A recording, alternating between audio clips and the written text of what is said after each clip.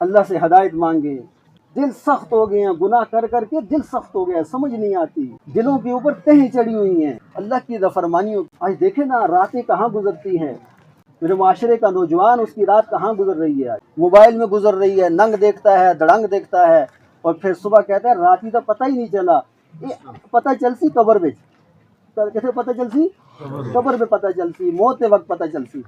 آج نہیں پتہ چلتا، کل پتہ چلتا. رات کو لیٹ سونا، صبح لیٹ جاگنا بے برکتی کی علامت ہے. آج لوگوں کی طبیعتیں کیوں خراب ہیں، کیوں ڈپریشن ہے، کیوں سر میں درد ہے، کیوں غصہ ہے، ہر آدمی چڑچڑا ہے نہیں ہے.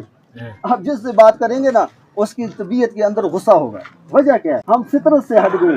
پہلے زمانے میں مغرب کے بعد لوگ اپنے بستروں کے اوپر چلے جاتے، نماز پڑھی بس، اس کے بعد کسی سے کوئی بات چیز نہیں، اور بس سو جاتے. صبح سویرے اٹھتے، صبح رزق کی بانٹیں ہوتی ہیں، فرشتے رزق تقسیم کرتے ہیں، اور فرشتہ آئے رزق دینے کے لیے، آگے کنڈی لگی ہوئی ہو، کچھ رزق دے کے جائے گا. پھر آخر جی پوری نہیں پہنی، مینا ختم ہو جلد ہے، جیب میں 1 روپیہ بھی نہیں رہنا، کیسے پتہ چلے؟ پریشان ہے، سب پریشان. وجہ کیا ہے؟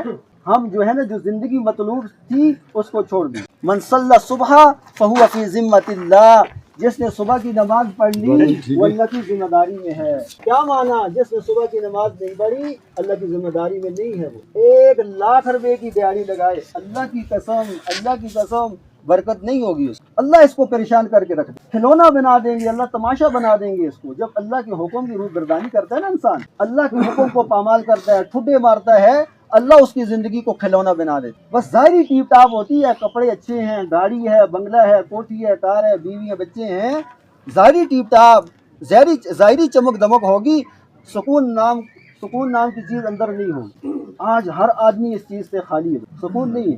اللہ کو چھوڑ کر سونے کی چمچوں میں سے بھی کھائیں، آپ سونے کی پلیٹوں میں کھائیں، اللہ کی قسم سکون نہیں آئے. الا بذکر اللہ تطمئن القلوب، خبردار کان کھول کے سن لو، دلوں کا اطمینان اللہ کے ذکر میں ہے، اللہ کی بات ماننے میں ہے، اللہ کے سامنے جھکنا ہے. آج بازار آباد ہیں، کالجز آباد ہیں، یونیورسٹیاں آباد ہیں، اللہ کا گھر غیر آباد ہے. جمعے میں مسجد بھری ہوتی ہے، اور جمعے کے بعد آپ جو ہے نا اندازہ کریں 2-4 صفیں ہوتی ہیں، اللہ ماشاء اللہ. 2-4 تو میں نے خیر زیادہ کہہ دیا ہے، 2-4 نمازی سمجھے، 2-4 کے اللہ کے گھر کے لیے ہمارے پاس وقت نہیں. 24 گھنٹوں میں آپ اندازہ لگائیں، تخمینہ لگائیں، 5 نمازوں کا تقریباً 1.25 گھنٹہ بنتا ہے میرے کو، ہر نماز کے اوپر 15-20 منٹ لگتے ہیں. اب نماز آپ اندازہ لگائے نا، ہم مسلمان ہیں، اور کوئی ایک حکم اللہ کا بتائیں جس کو ہم نے مضبوطی سے پکڑا ہوا ہے؟ کوئی ایسا؟ بول دے نہیں ہو، کوئی ہے ایسا؟ کوئی ایک حکم ہے ایسا؟ فکر کی بات ہے نہیں ہے، اندھیر نگری تو نہیں ہے وہاں پہ.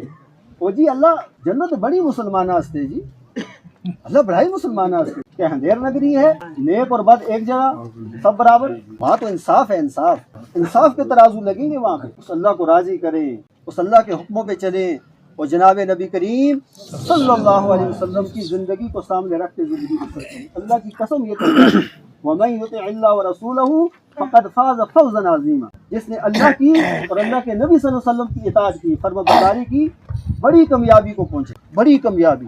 فَقَدْ فَازَ فَوْزًا عَظِيمًا.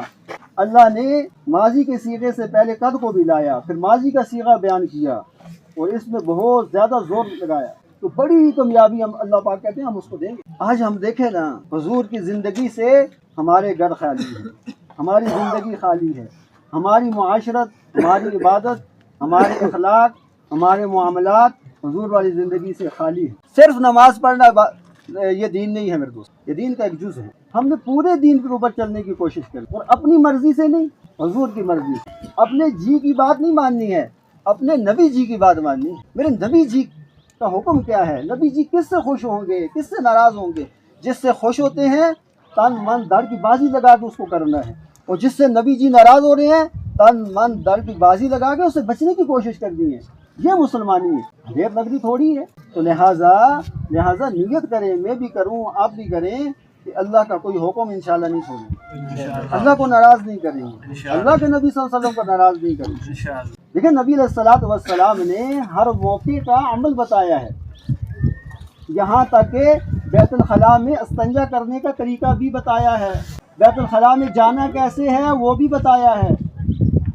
خوشی کے مسائل بتائے ہیں، غمی کے مسائل نہیں بتائے نبی صلی اللہ علیہ وسلم نے۔ جنازہ کیسے کرنا ہے، تو جنازوں کو بھی ہم نے سنت کے مطابق کرنا ہے۔ نبی علیہ الصلوۃ والسلام نے جنازوں کو کیسے کیا ہے، جتنا ہم جنازوں کے ساتھ سنت کے مطابق معاملہ کریں گے اللہ پاک اس کے لیے آسانی کریں گے آخرت۔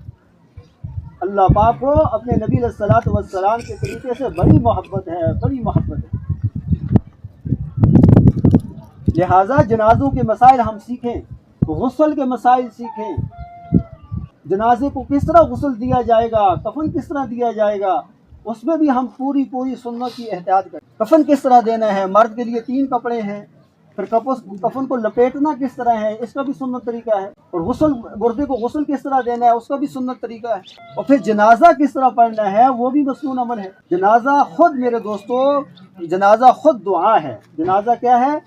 دعا ہے۔ اور تیسری تکبیر میں جب یہ ہم دعا پڑھتے ہیں، پہلی تکبیر کے بعد ثنا ہے، دوسری میں درود پاک ہے، اور تیسری میں کیا ہے؟ اللہم اغفر لحینا ومیتنا وشاہدنا الی آخر۔ یہ جو دعا ہے نبی علیہ الصلوۃ والسلام کی مبارک زبان سے نکلی ہوئی، اگر ہم اپنے الفاظ میں مانگنا چاہے ہم اس طرح کی دعا قیامت تک نہیں مانگ سکتے، اتنی جامع ترین دعا ہے۔ جنازہ خود دعا ہے، دعا کا انکار نہیں ہے، جنازے کے بعد تاخیر نہیں ہے۔ تو میں جنازے میں کے بعد تاخیر نہ کرو، جنازے میں تاخیر نہ کرو، قبر تیار ہو گئی ہے، تجہیز و تدفین ہو گئی ہے، بس اس کو جنازہ کر کے اللہ کے حوالے کرو۔ اور ہم تاخیر کرتے نہیں کرتے، پہلے گھر میں رکھ کے تاخیر کرتے ہیں، پھر جنازے کے بعد بھی تاخیر۔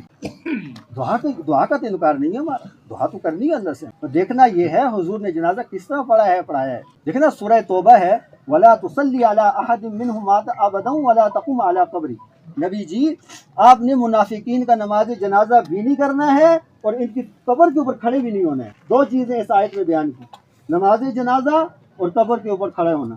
اگر بیچ کی کوئی چیز ہوتی اس کو بھی اللہ منع کر دیتے، گویا اور بیچ کی کوئی چیز نہیں ہے، نماز جنازہ ہے، اور قبر کے اوپر پھر اخلاص کے ساتھ دعا کرنا ہے، پھر دل کھول کے دعا مانگنی ہے اس بھائی کے لیے۔